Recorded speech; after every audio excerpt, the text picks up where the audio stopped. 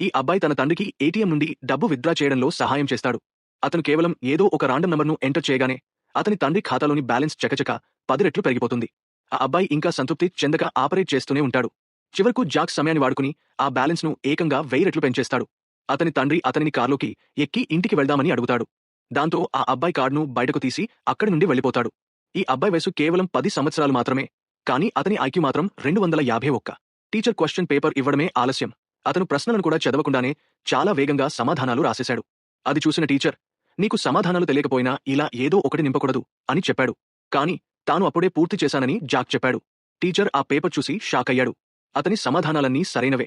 మాట్లాడటానికి టీచర్ దగ్గర మాటలు లేవు. కానీ ఈ తెలివైన పిల్లోడిని కొండల ప్రాంతం నుండి తీసుకువచ్చారు. జాక్ను ఒక అనాథ శరణాలయానికి పంపారు. అతను తన జ్ఞాపకశక్తిని కోల్పోయాడని డాక్టర్ కనుగొన్నాడు. అతను తన తల్లిదండ్రులు ఎవరో మర్చిపోయాడు మరియు తన ఇల్లు ఎక్కడుందో కూడా అతనికి తెలియదు. అతనికి కేవలం తన పేరు జాక్ అని మాత్రమే గుర్తుంది. ఒక దంపతులకు పెళ్లై చాలా ఏళ్లైనా పిల్లలు కలగకపోవడంతో వారు జాక్ను దత్తత తీసుకున్నారు. కానీ జాక్ నిజంగా చాలా తెలివైనవాడని వారు త్వరలోనే కనుగొన్నారు. అతని తండ్రి అతనికి బేస్బాల్ ఆడటం కేవలం ఒక్కసారే నేర్పించాడు. కానీ అతను తన మొదటి ప్రయత్నంలోనే బంతిని కొట్టగలిగాడు. దాంతో తండ్రి ఆటను ఇంకాస్త కఠినంగా మార్చాడు. ఆయన తన శక్తినంతటినీ ఉపయోగించి బంతిని విసిరాడు.